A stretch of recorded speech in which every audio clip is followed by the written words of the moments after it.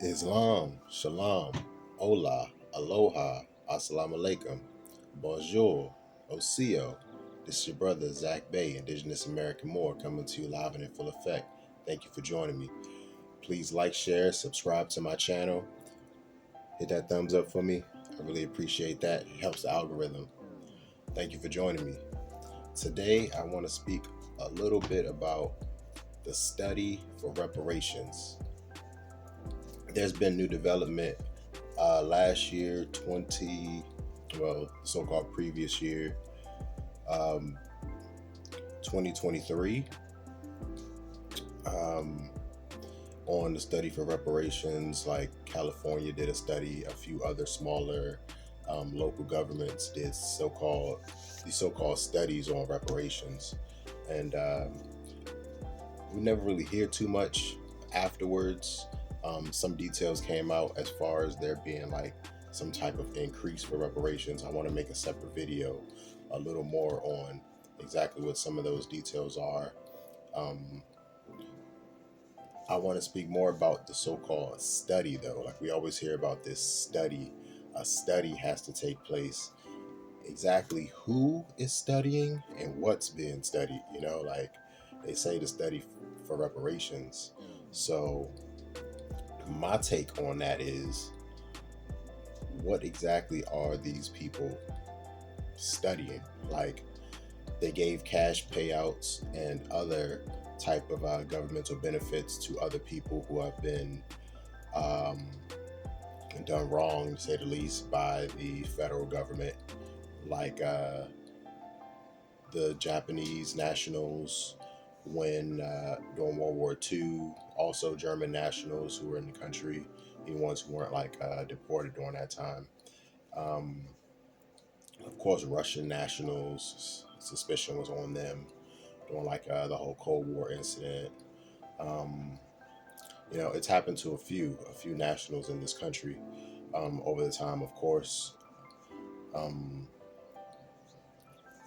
all over the world, you know, there has never been any kind of payout from any nation, as far as I know, for so-called chattel slavery, chattel American slavery.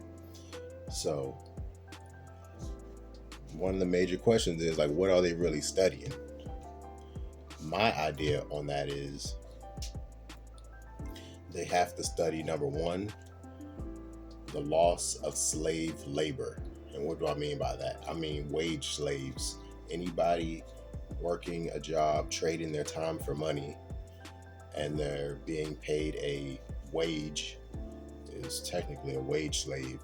You get employees get taxed the most. You get taxed maybe like 3 or 4 times um, through every purchase. You're taxed locally, as far as statewide. You're taxed federally, as far as like Social Security, Medicaid, stuff like that. And a lot of our people don't get to see the actual benefits from these systems that we're paying into and being taxed to death in. A lot of people don't get to see the benefits. Whether or not, I spoke a little bit on the other video, on a previous video, about how our people don't really live long enough to collect the SSI, the Social Security insurance. Whether or not it's death from old age, sickness, disease, or if it's like a violent crime, and it's a loss of life due to that, or imprisonment. Um, so I think one of the main things that they would study is the loss of slave labor. If reparations were paid, they would lose a huge majority of their low paid wage workers. Also, it will put an end to the prison slave labor. And I say the prison slave labor as far as um, labor leasing through like convict leasing. Um, I watched the movie Shawshank Redemption, and they actually went into that a little bit toward the end of that film. That's actually one of my favorite movies. Morgan Freeman, Tim Robbins, great film, Shawshank Redemption. Most OGs probably know exactly what I'm talking about. But they touched a little bit on that when I watched it recently. I was like, wow, they touched on the prison slave labor, how they said that they pretty much could undercut or underbid any state company for logging, um, paving. They can undercut a lot of these companies and pretty much give the bare minimum for labor and work being done. All right, so I think that's one of the main reasons slave labor pretty much would be gone. The only people who will work those jobs, and currently a lot of times the people who are working those jobs right now are immigrants, either whether or not they're illegal aliens or they're actual immigrants in the program for to become naturalized. So that would immediately get rid of that. Most people would not want to work those type of low wage slave wage jobs anymore if reparations were given for American chattel slavery um, to the descendants. So number two, I want to say it will close the wealth gap. All right, so we know that there's like so-called white household in America is 17 times more wealthy than the so-called average black household in America. 17 times more wealth per capita. All right. So that's so-called black versus so-called white as far as the average median income and even savings for the average family here. 17 times more. Um, yeah, that if proper reparations were paid to the descendants of American chattel slavery, that would immediately pretty much close that wealth gap as far as that the average household, average so-called black household would immediately catch up and have either the same as far as that 17 times the wealth or close to it, which that could be rectified within a few years of prudent planning, clever business practices, stuff like that. Yes, the wealth gap would immediately disappear, and our people we would no longer be at the bottom, like least desirable for pretty much for jobs.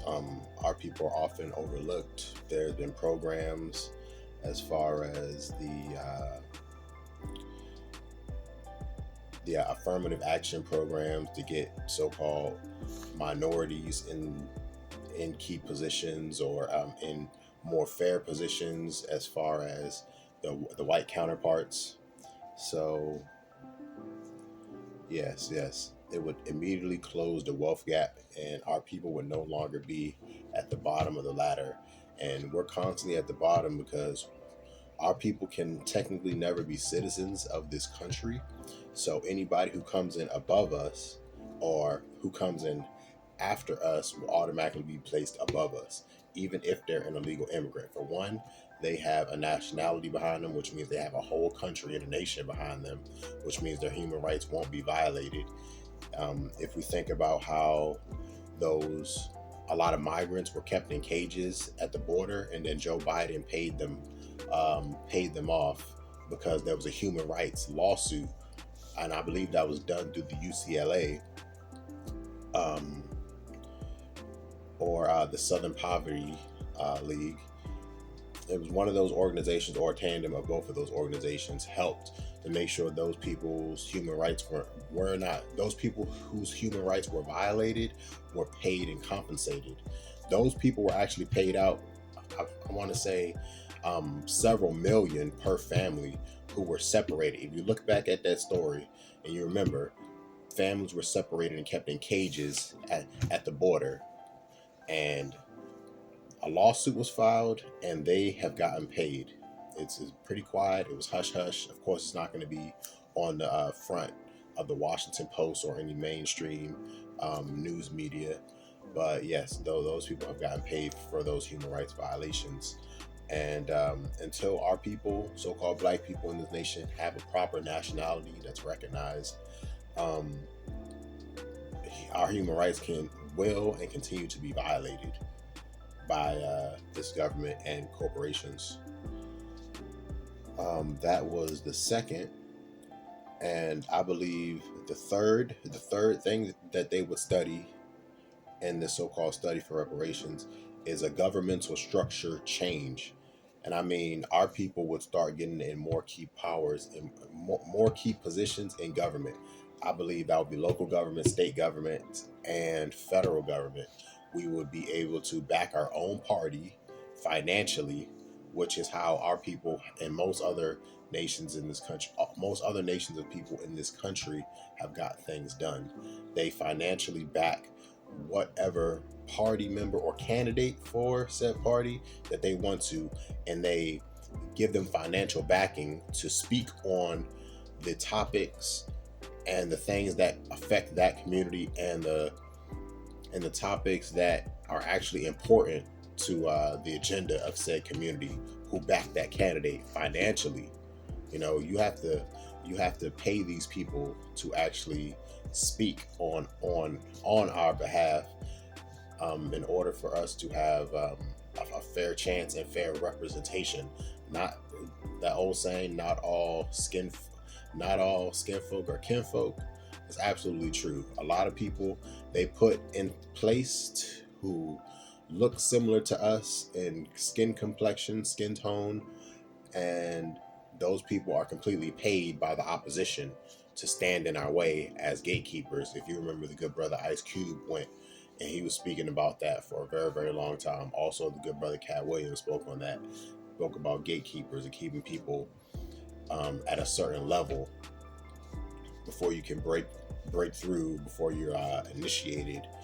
And if you're not initiated, if you're not part of the clique, they're not going to let you through those gates. And they're there just to keep a status quo, so-called keep us in our place. And that place has unfortunately been at the bottom of this country, because our people built this nation up from the ground. Even Donald Trump, when he was speaking in some of his um, campaign, in some of his rallies, he was actually speaking about how the Republican Party was actually started by Frederick Douglass and a few others. So the original party for the so-called African American, the so-called black people in America, the Moors in America, the true American Indians, is the Republican Party, technically, if you look up the history for it. And our people have not had any candidates in there who's actually been 100% behind our people and our nation, because we aren't able to have them lobby for us because no financial backing. And that's primarily done because of lack of reparations. And during the civil rights movement here in America, a lot of our front runners and the people who were highly supported and advocates for our people were backed by like mom and pop shops, were backed by our own businesses. Before integration happened, we had our own everything. We had our own buses, we had our own restaurants, we had our own hotels, we had our own medical facilities, we had our own schools, we had a lot of our own sports, um, sports leagues. We had everything, because we couldn't get correct and proper service dealing with other groups of people in this country, so-called white people. I never wanted us to be at an equal standing to them, because a lot of people feel better as long as they feel that there's somebody beneath them. So no matter how bad they're doing, if they know that there's a group of people that's beneath them, no matter how bad they're doing, if they know that there's somebody underneath them, they feel that much better about themselves, which is very pathetic, in my opinion.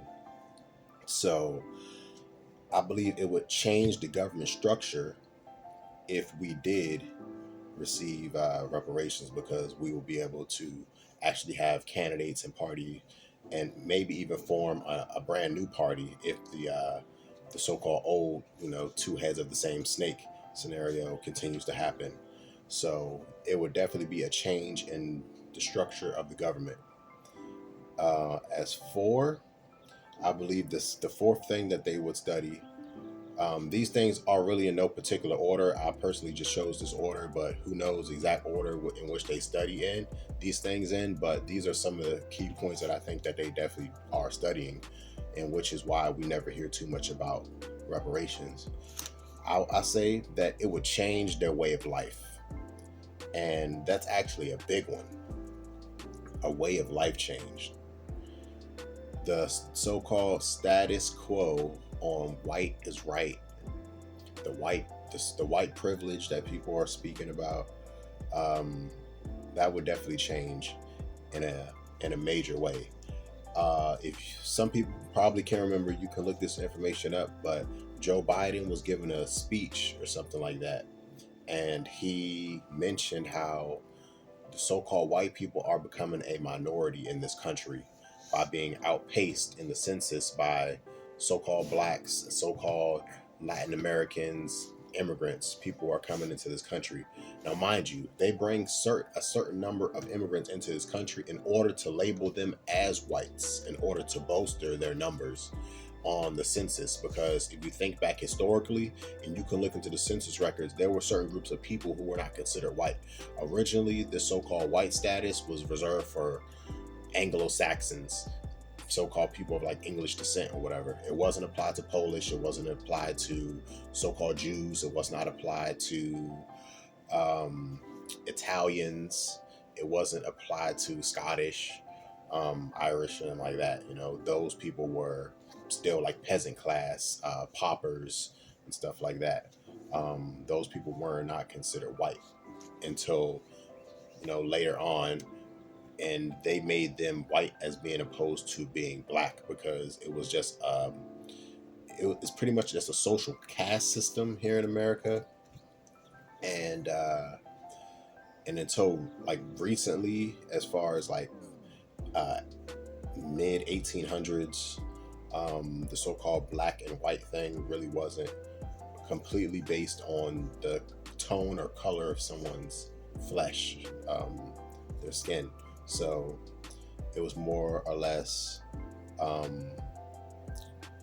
like employees and employers, or a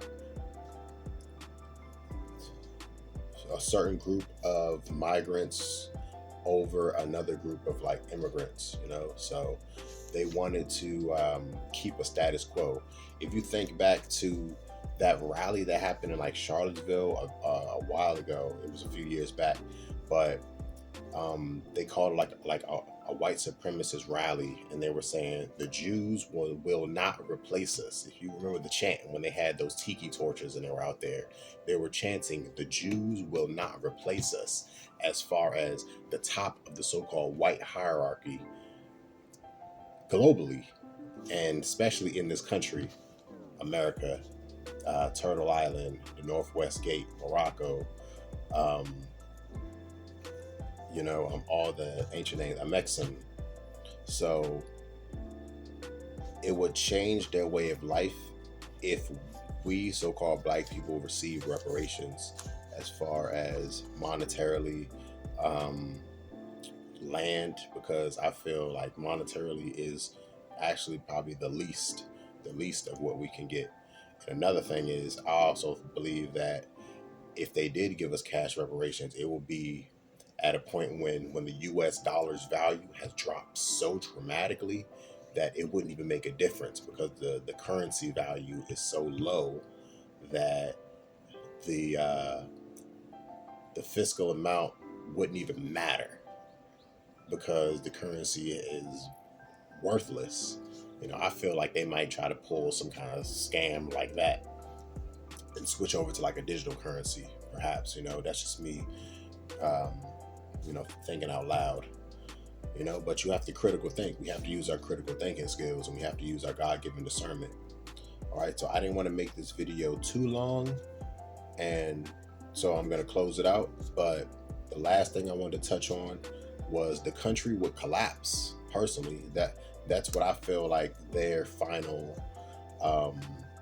take on the study for reparations will be: the collapsing of the country. Like I said, Joe Biden said that whites are now the minority. And he actually said out of his mouth that this country is going to be destroyed if white people are no longer the majority in this country, so-called white people. He actually said that. You can look this information up. So as far as slave labor being gone, closing the wealth gap, governmental structure change, the change in their way of life, and a country collapse. That's what they believe. That's fear mongering.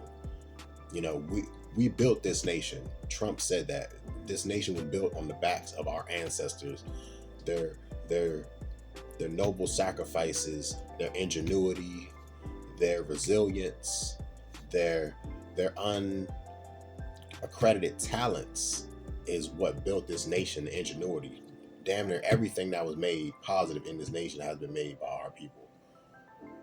So if they would even give us a chance to financially be in a better place, it would completely change their way of life. And the ultimate fear is, I believe, the fear of so-called white genetic annihilation. And we can go a little bit on that. But if you haven't heard of the elder Dr. Francis Cress Welsing, rest in peace. You should definitely read her work, the ISIS Papers. But I just wanted to touch on that, and I wanted to close this out. Thank you for joining me once again. This is your brother Zach Bey, Indigenous American Moore. Peace.